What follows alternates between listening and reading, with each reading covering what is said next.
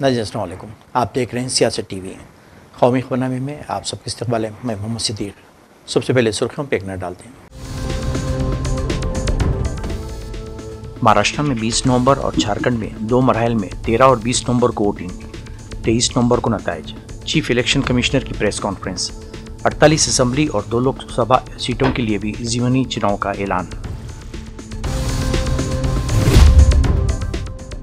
हिंदुस्तान और कनाडा के माबीन कशीदगी अपनी इंतहा को पहुंची। 6 सिफारतकारों को मुल्क छोड़ने का हुक्म।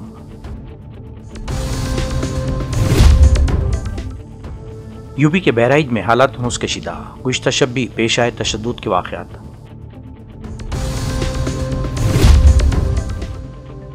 बहराइच वाक़े पर मायावती और अखिलेश यादव की यूपी हुकूमत पर सख्त तनकीद। जिम्मेदारी निभाने में नाकामी का योगी हुकूमत पर लगाया इल्ज़ाम।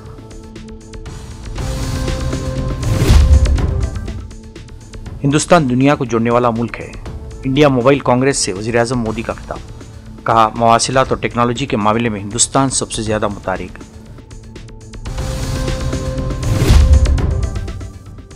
वक्फ बिल पर ज्वाइंट पार्लिमानी कमेटी के इजलास से अपोजिशन एमपीज का बायकॉट। कहा, कमेटी क़वाइद व ज़वाबित के मुताबिक काम नहीं कर रही है। नहीं दी थी सुर्खियां, अब खबरों की तफसील पेश है।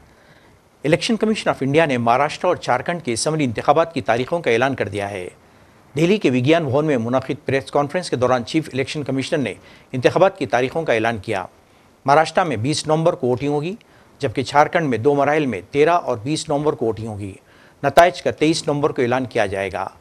ख्याल रहे कि झारखंड में तमाम 81 असम्बली नशिस्तों पर इंतखाबात होने वाले हैं और रियासती असम्बली का मौजूदा दौर 5 जनवरी को ख़त्म हो रहा है, जबकि महाराष्ट्र असम्बली की म्याद 26 नवंबर को ख़त्म हो जाएगी। महाराष्ट्र में 288 असम्बली सीटों के लिए वोटिंग होगी। For Maharashtra, this will be in single phase. The notifications, date of notifications are in front of you. 22nd October would be date of notification. Last date of making nomination would be 29th October. Scrutiny on 30th October. And last date for withdrawal 4th, and date of poll in Maharashtra would be 20th 11. Counting would be on 23rd 11/24, and you will notice that date of poll is Wednesday. This is deliberately, which lot of scheduling, whatever goes into scheduling, we have tried that it is midday, so that issue of urban apathy is handled. Jharkhand एक बहुत ही समृद्ध state है, बहुत ही उसकी विरासत है, और वहाँ पर हम फिर से अपील करेंगे कि सब वोटर्स अधिक से अधिक मात्रा में वोट दें। Schedule would be like this: Jharkhand would be in 2 phases. The date of poll, first phase would be on, date of poll would be on 13th November, and the second phase would be along with Maharashtra on 20th November. So the date of issue of notification for Jharkhand phase 1 would be 18th, and for phase 2 would be 22nd along with Maharashtra. Nominations for phase 1 would be till 25th of October, and for phase 2, 29th. This slide we will share with everyone. And date of poll would be 13th November and 20th November, both Wednesdays. And date of counting would be 23rd 11, that is Saturday. With this, we end our presentation with the request that through you, that all the voters of Jharkhand and Maharashtra कृपया बाहर आइए, कृपया vote करिए। लोकतंत्र के उत्सव में आपकी भागीदारी कि हम बहुत ही रिक्वेस्ट करते हैं, अपील करते हैं आपसे। Thank you very much. दरियासना इलेक्शन कमीशन की जानिब से 48 असम्बली और 2 लोकसभा सीटों के लिए ज़मीनी इंतखाबात का ऐलान किया गया। 13 नवंबर को 47 असम्बली सीटों पर ज़मीनी इंतखाबात होंगे। केदारनाथ असम्बली ज़मीनी इंतखाबात के लिए वोटिंग 20 नवंबर को होंगी। इसके अलावा 2 लोकसभा सीटों पर भी ज़मीनी इंतखाबात होने हैं। इनमें भी 2 मरहलों में ज़मीनी इंतखाबात होते हैं। 2 लोकसभा सीटों पर बात करें तो केरला की वायनाड सीट पर 13 नवंबर को वोटिंग होगी, जबकि महाराष्ट्र की नांदेड़ सीट पर 20 नवंबर को वोटिंग होगी। हिंदुस्तान ने ट्रूडो हुकूमत की इश्तियालंगेज़ी के चंद घंटे बाद दिल्ली में कैनेडियन चार्ज डी अफेयर्स को तलब किया। हिंदुस्तान ने हिंदुस्तानी हाई कमिश्नर संजय वर्मा के मुलविस होने से मुताल्लिक कैनेडियन हुकूमत के दावों की सख्ती से तरदीद की। हिंदुस्तान ने अपने हाई कमिश्नर और कनाडा से सिफारतकारों को भी तलब किया। हुकूमत का कहना है कि ट्रूडो के हुकूमती इक़दामात से सिफारतकारों की हिफाजत खतरे में पड़ गई। कैनेडियन हुकूमत के साथ पैदा होने वाले ताज़ा तनाज़े के दरमियान हिंदुस्तानी हुकूमत ने कनाडा के 6 सिफारतकारों को मुल्क छोड़ने के लिए कहा है। सिफारतकारों को 19 अक्टूबर 2024 को रात 12 बजे या इससे पहले हिंदुस्तान छोड़ना होगा। हिंदुस्तानी हुकूमत ने कनाडा से अपने सफ़ीरों को भी वापस बुला लिया है। हिंदुस्तान ने यह कार्रवाई इन अफसरान को खालिस्तानी अलायदगी पसंद हरदीप सिंह नजर के कत्ल की तहक़ात से मुंसलिक करने की कनाडा की कोशिशों के जवाब में की है। वज़ारत ख़ारजा ने इस फैसले का ऐलान कनाडा के सफ़ीर इंचार्ज को तलब करने के फ़ौरन बाद किया।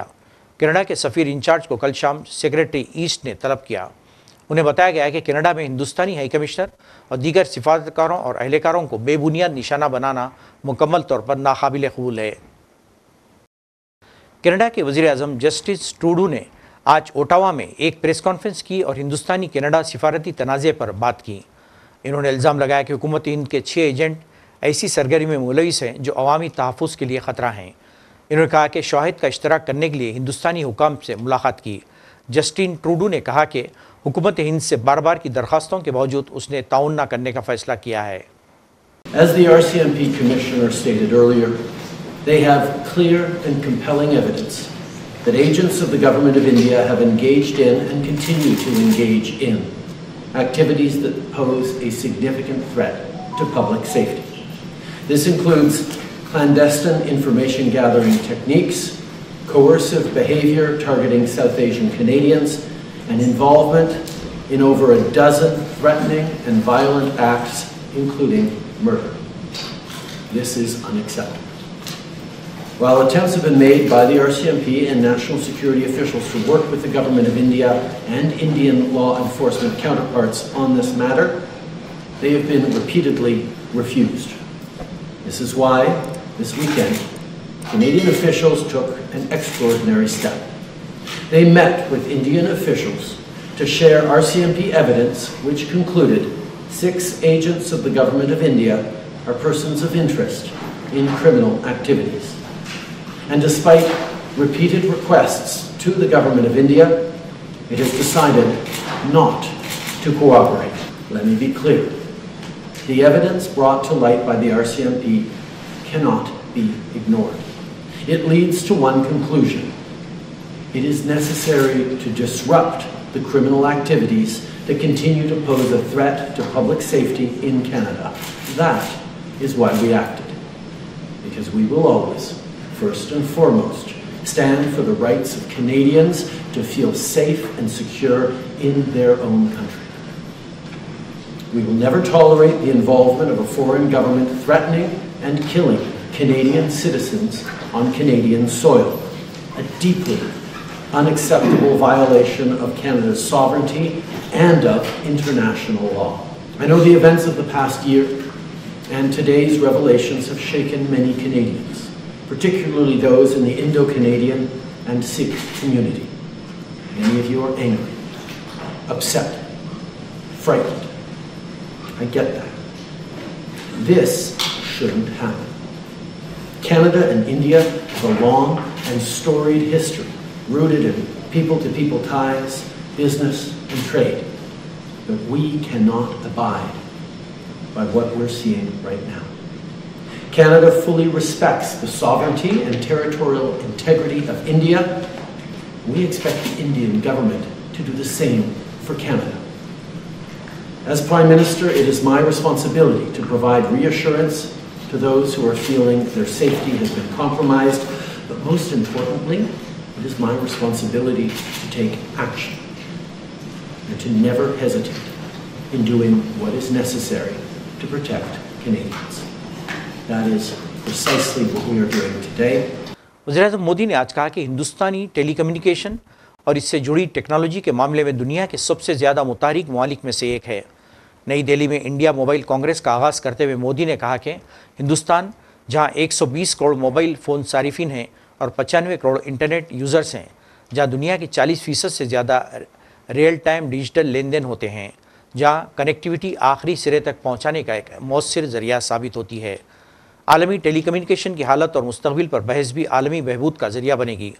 वज़ीर-ए-आज़म मोदी ने टेलीकॉम के शोबे में होने वाली अहम पेशरफ्त पर रोशनी डाली और कहा कि आज हमारा मुल्क टेलीकॉम और इससे मुताल्लिक़ा टेक्नोलॉजी के मामले में दुनिया के सबसे ज़्यादा खुशनसीब ममालिक में से एक है। इन्होंने मज़ीद कहा कि हिंदुस्तान दुनिया को तनाज़ात से निकाल कर जोड़ने में मसरूफ़ है। एक है भारत, जहां 120 करोड़ यानी 1200 मिलियन मोबाइल फोन यूजर्स हैं।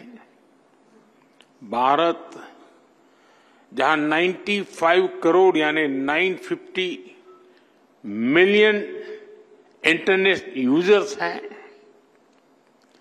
भारत जहां दुनिया का 40% से अधिक का रियल टाइम डिजिटल ट्रांजैक्शन होता है। भारत जिसने डिजिटल कनेक्टिविटी को लास्ट माइल डिलीवरी का इफेक्टिव टूल बनाकर दिखाया है। वहां ग्लोबल टेलीकम्युनिकेशन के स्टैंडर्ड और फ्यूचर पर चर्चा ग्लोबल गुड का भी माध्यम बनेगी। मैं आप सभी को बहुत बहुत शुभकामनाएं देता हूं। फ्रेंड्स, WTSA और इंडिया मोबाइल कांग्रेस का एक साथ होना भी बहुत महत्वपूर्ण है। WTSA का लक्ष्य ग्लोबल स्टैंडर्ड्स पर काम करना है। वहीं इंडिया मोबाइल कांग्रेस की बड़ी भूमिका सर्विसेज के साथ जुड़ी हुई है। इसलिए आज का ये आयोजन स्टैंडर्ड्स और सर्विसेज दोनों को एक ही मंच पर ले आया है। आज भारत क्वालिटी सर्विस पर बहुत ज्यादा फोकस कर रहा है। हम अपने स्टैंडर्ड्स पर भी विशेष बल दे रहे हैं। ऐसे में WTSA का अनुभव भारत को एक नई ऊर्जा देने वाला होगा। साथियों, WTSA पूरी दुनिया को कंसेंसस के जरिए एम्पावर करने की बात करता है। वक्फ तरमीमी बिल 2024 का जायजा लेने के लिए तश्कील दी गई ज्वाइंट पार्लिमानी कमेटी की मीटिंग लगातार जारी है।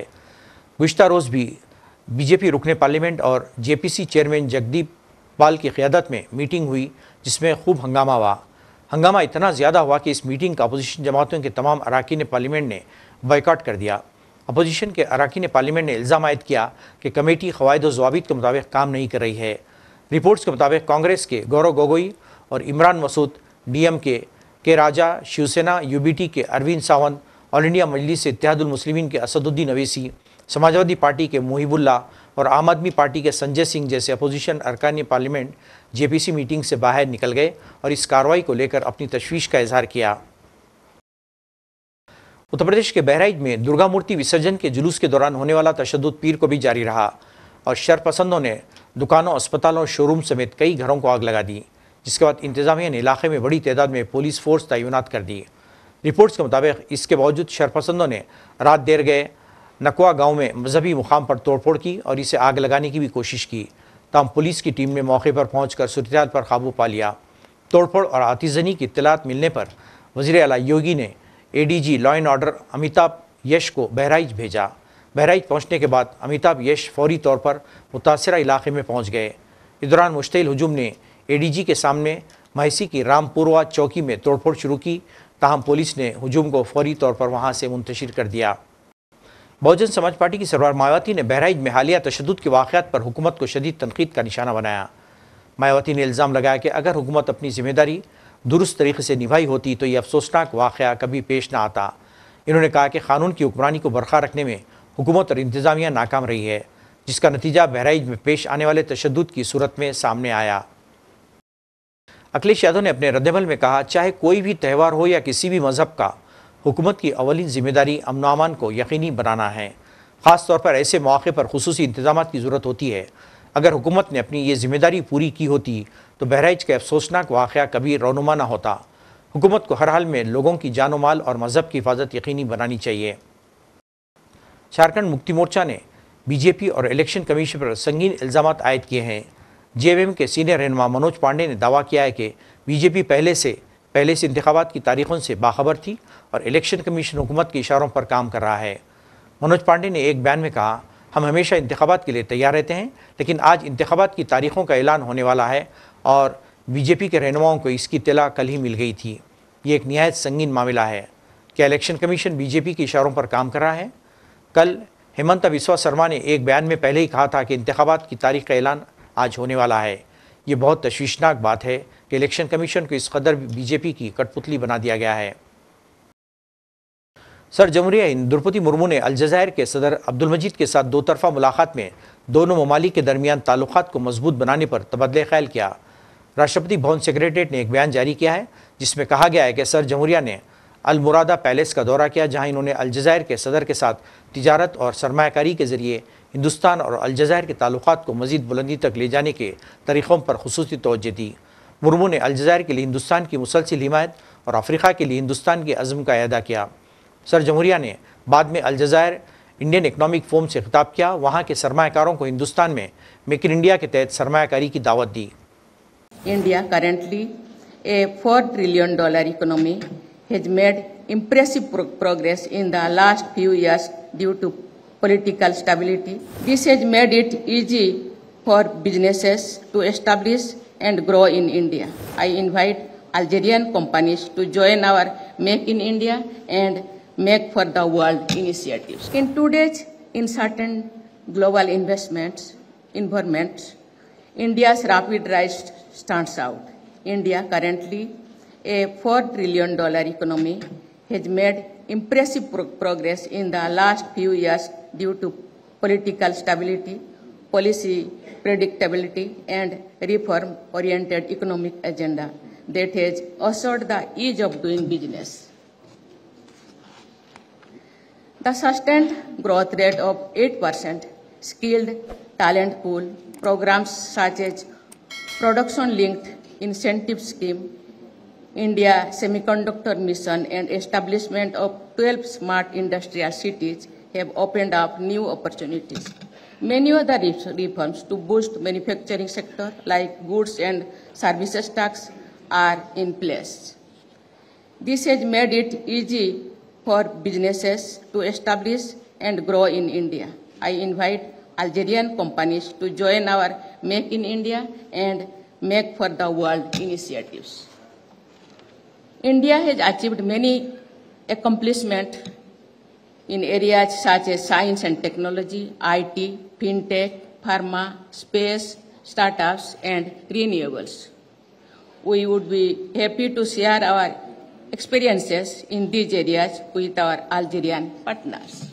चेन्नई में तूफानी बारिश ने आम जिंदगी मफलूज कर दी है, जबकि मुसलसल बारिश के नतीजे में शहर के कई इलाके ज़ेर-ए-आब आ गए।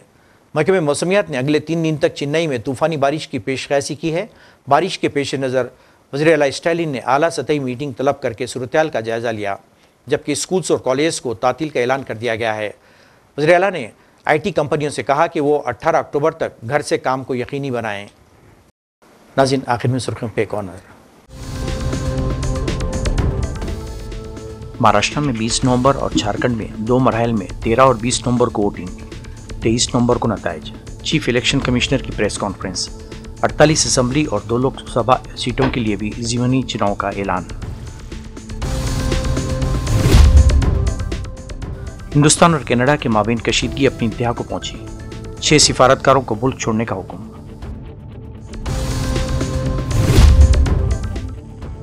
यूपी के बहराइच में हालात मुस्तशिदा, गुज़िश्ता शब भी पेश आए तशद्दुद के वाक़यात।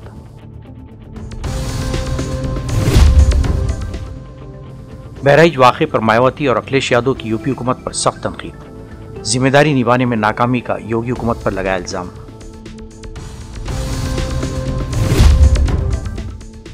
हिंदुस्तान दुनिया को जोड़ने वाला मुल्क है, इंडिया मोबाइल कांग्रेस से वज़ीर आज़म मोदी का खिताब। कहा, मवासिलात और टेक्नोलॉजी के मामले में हिंदुस्तान सबसे ज्यादा मुतारिक।